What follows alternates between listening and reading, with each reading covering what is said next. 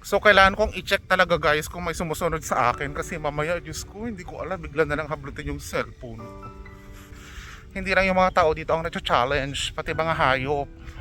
Eto, wala na tong makain. Tignan mo oh, very dry oh. Ano makakain niya dyan? Wala kang makakain dyan. Sabi nung kambing gusto niya daw sumama sa akin. Sila.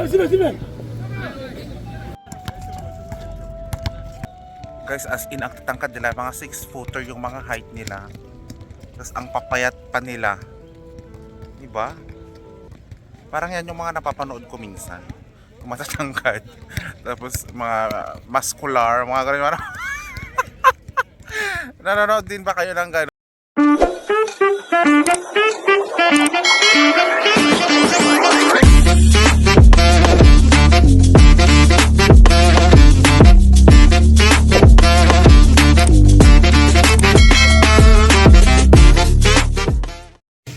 Hello guys and welcome sa aking channel. Wow. Wala po akong sakit ha. So for today's video, tayo po ay lalakad-lakad muna kasi nabuburyo na ako dun sa office. So merong pag-exercise dito na malapit. Doon tayo mag-exercise. Hello! So guys, tingnan nyo naman oh, yung paligid talagang sobrang napaka-alikabok, 'di ba? As in. Kaya ako nakapag ganito ako na outfit kasi bukod sa maalikabok, yung alikabok sobrang kati, as in. Parang ka magkaka-pimple ba yung kati niya. So guys, diyan ako maglalakad, may mga tao diyan. Diyan din yung daanan ng mga motor. So hindi ko muna ilalabas yung cellphone ko. Para safe yung cellphone ko kasi ultra pa man din tong cellphone ko guys na Samsung. So guys, dadaanan ko yung mga kalalakihan. Magbigay na lang ako ng pera. So ayun sila, oh hi! Ayan, nagtitempla sila ng kape. Bigyan natin ng pera. Sava mo nami, oh. Merci beaucoup. Kaibiganin natin sila para may mga kaibigan tayo. Para ililigtas nila tayo kung sakaling kailangan natin ng tulong.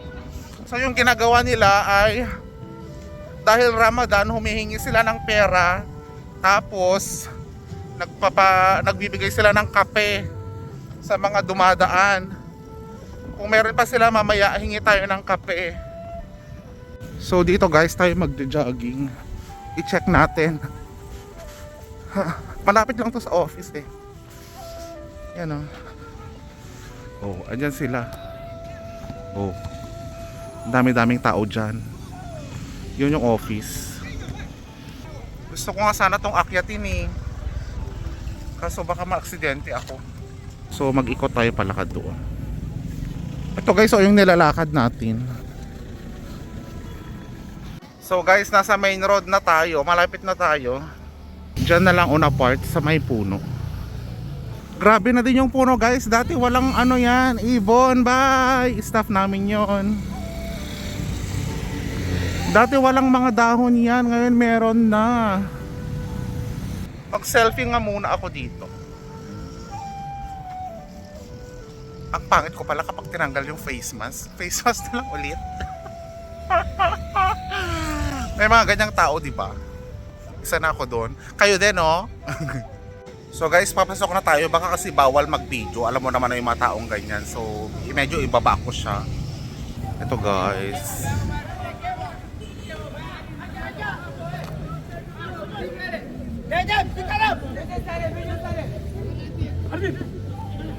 Sila.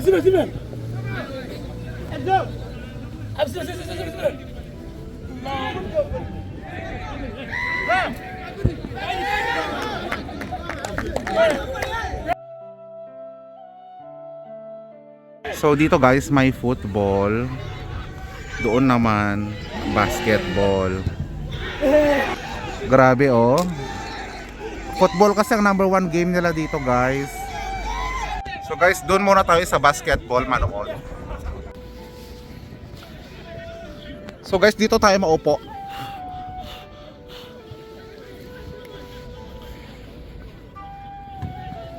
Ito yung basketball nila guys oh.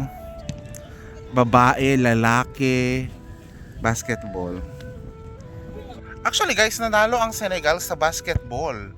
Oo. Sa Nigeria din mahilig sila sa basketball, football. Ang Senegal mahilig din sa football at basketball. Matatangkad kasi yung mga tao dito sa Senegal kaya pwedeng-pwede sila sa basketball. Ako rin dapat guys magbabasketball sabi ng tatay ko. Kaso nga lang, the ball doesn't like me.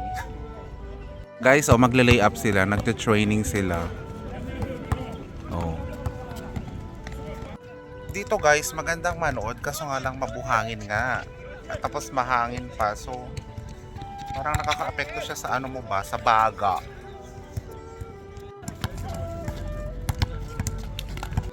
Guys, as in ang tangkad nila, mga 6-footer yung mga height nila. Tapos ang papayat pa nila. Diba? Parang yan yung mga napapanood ko minsan. Yung matatangkad. Tapos mga muscular, mga ganun. Nanonood din ba kayo ng ganon? Naku, ewan ko sa inyong lahat. So guys, sa likuran ko, tapos na ang football. Pauwi na yung mga iba. Andun no? Yun yung main gate, pauwi na sila. So ako din, uwi na rin ako mamaya-maya. Manood lang muna ako sandali, tapos mamaya maglakad-lakad. Kasi parang wala na sa isip ko yung maglakad-lakad, manood-nood na lang. So maglakad muna ako guys, kasi dribble-dribble naman sila. Gusto ko yung laro na talaga yung papanoorin ko. Ngayon parang exercise lang yung ginagawa nila. So maglakad muna ako. 15 minutes. Tingnan nyo guys, yung buhangin, 'di ba? Ang pino. Diyan ako iikot-ikot. Yan. Oh.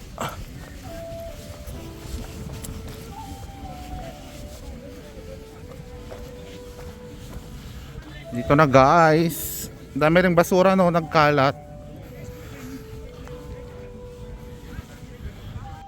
Sana safe dito. Sana wala namang tumitingin sa akin na mamaya hablutin yung cellphone ko ba. So ito guys, ikutin lang natin. Ayan na yung office namin oh, lapit-lapit. May bakod doon, pwede akong mag-akyat kaso natatakot ako. Takot ako makyat, mamaya masugat ako. Masugat ako, matamaan pa yung mattress ko, di ba? Pangit naman 'yon. Di ba guys, sabi ko sa inyo, itong lugar na to ngayon dry. As in, ayan oh, dry season talaga. Wala kang makikita ditong mga grass na Tapos tignan nyo to oh. Ganito, grabe ang buhangin. Ayan oh, buhangin yan oh. So pati yung room ko sa taas, pati yung kwarto ko doon, kahit naka-close yung bintana, Diyos ko, umaga pa lang madumi na. Kasi nga mahangin at mabuhangin. So yung mga laptop ko, mga personal na ko, tinatago ko yan para hindi mabuhanginan. So far, wala namang sumusunod sa akin. Oh. So ito yung buhay talaga dito guys. Kahit dry season, life must go on. As in, kasi hindi lang yung mga tao dito ang na-challenge, pati mga hayop. Ito, wala na tong makain. Tignan mo oh, very dry oh. Ano makakain niya dyan? Wala kang makakain dyan. Sabi nung kambing gusto niya daw sumama sa akin. Sabi ko hindi pwede. Kasi wala akong maipapakain sa kanya. So kailangan kong i-check talaga guys kung may sumusunod sa akin. Kasi mamaya, Diyos ko, hindi ko alam, bigla na lang hablutin yung cellphone ko. Mamaya pala, inoobserbahan na pala ako. Guys, meron din pala silang ganito. Hindi yan diba? Hindi yan dates. Ano kaya yan? Tingnan nyo, may mga bunga na parang nyug. Kinakain kaya nila yan. Oh, ito pa. Tingnan nyo naman tong lugar nila guys. Kakatakot, diba? So, konting-konti na lang guys, makakaikot na ako ng isang round. Siguro 500 meters na rin yung naikot ko. Charis! Parang pinagpawisan na ako eh. Pinagpapawisan ako kasi nga mamaya hablutin yung cellphone ko. Yun kasi yung ko dun eh. nag-react agad yung mga molecules ko sa katawan. Hindi pala molecules guys yung nagre-react. Cellulose pala. Buti talaga guys no, na ang lalakas talaga ng mga resistensya ng mga tao dito no. Kaya pansin nyo, ang papayat nila. Kasi nga, siguro sa wala na rin gaano kinakain. Tsaka dahil sa panahon, yung baga nila medyo paloob. Karamihan pa man din sa kanila hindi nagmamas. Parang enjoy na enjoy pa man din sila sa buhangin. So guys, ito yung kanilang Quezon City Grandstand. Ayan very simple lang din. Hindi ko lang kasi sure guys kung meron ditong pailaw paggabi, pero feel ko wala. Kasi wala akong nakikitang mga ilaw eh. So itong mga taong to, pag umalis na sila, aalis na rin ako. Para damay-damay kami, sama-sama. Alam nyo guys, no, yung mga tao dito, ang lalaki ng mga labi. As in, napaka-pouty ng mga labi nila. Alam mo yung parang lumalaylay na maumbok, na parang buhay. Yung mga labi nila, ganun na ganun. Shout out sa mga malalaking labi. Sana all. Guys, ito pala yung sinasabi kong shortcut sa aming opisina. Ayan yung kulay green na yan. Office na namin yan. So pwede ako maglakad dito. May open kasi dyan. Tapos yung mga bata doon, yun yung mga nasa bakod. Pwede ako dyan umakyat. Ayun So eto guys mismo yung opening. Ayan Kaya iniisip ko yung exit eh. Dito ako mag-exit papunta doon.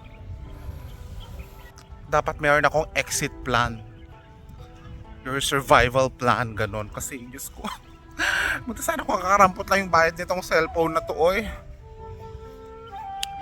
Anyway guys, padalawang ikot na ako dito sa circle.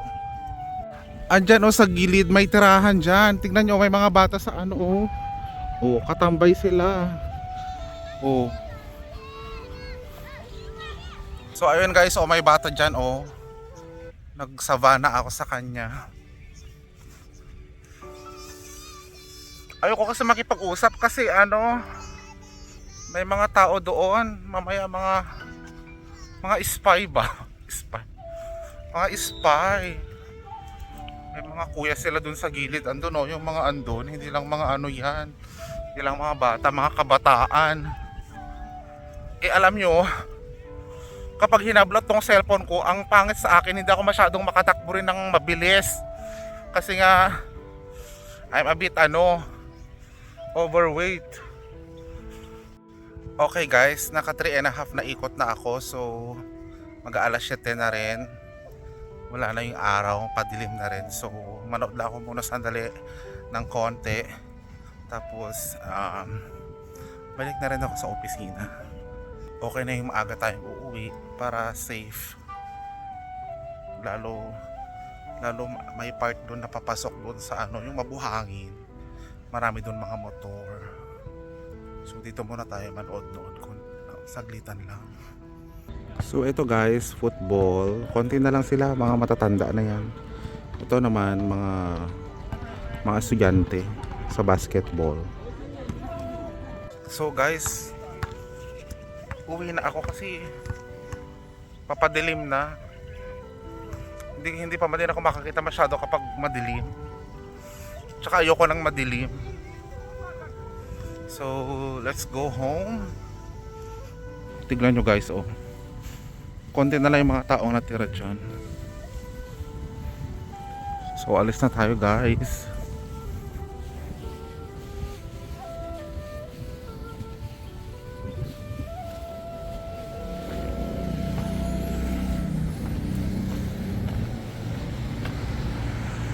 So guys, malapit na ako sa office. Ito yung sinasabi ko sa inyo guys, na natatakot ako. Lalo kapag gabi na, lalo walang ilaw. Buti ang daming tao ngayon. Ayan. Guys, nadaanan pala natin sila, Yan. So, andito na ako sa office. So guys, thank you so much for watching the vlog. Always stay safe, always be safe. Ingat po tayong lahat. Bye-bye.